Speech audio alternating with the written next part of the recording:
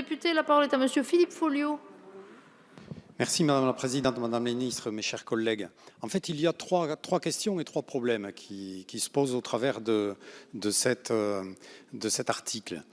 Tout d'abord, une question et un point qui fait l'unanimité, c'est sur la problématique de santé publique au regard du tabac et en tout état de cause de l'excès du tabac et que par rapport à cela, qu'il y ait des actions qui sont menées en matière de prévention pour essayer de faire de telle sorte qu'il y ait moins de fumeurs et moins de tabagisme chez les jeunes en particulier, fait l'objet d'un consensus assez unanime et général.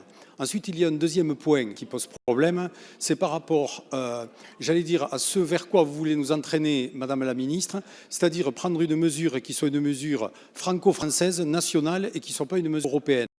Un certain nombre des collègues se sont exprimés à ce sujet-là. C'est tout à fait irresponsable que de prendre une option qui est une option uniquement nationale avant qu'il puisse y avoir une évolution européenne, c'est-à-dire que les mêmes règles s'appliquent dans tous les pays de l'Europe. C'est la même chose pour le prix du tabac. On voit que les trafics transfrontaliers sont pour beaucoup liés à la différence de prix qu'il peut y avoir entre les différents pays de l'Union européenne. Et par rapport à cela, vous allez rajouter un autre élément de distorsion, de concurrence et qui va entraîner, j'allais dire mathématiquement, une hausse des trafics à la matière. Le troisième point, c'est par rapport à ce réseau de commerce de proximité que sont les buralistes, qui sont présents partout sur le territoire national, dans les centres-villes, dans les quartiers, dans les communes périphériques, en milieu rural profond. Et je crois qu'il est important et essentiel et fondamental qu'il y ait une prise de conscience du fait que souvent, ces petits commerces vivent sur une pluriactivité et la vente de tabac est un des éléments importants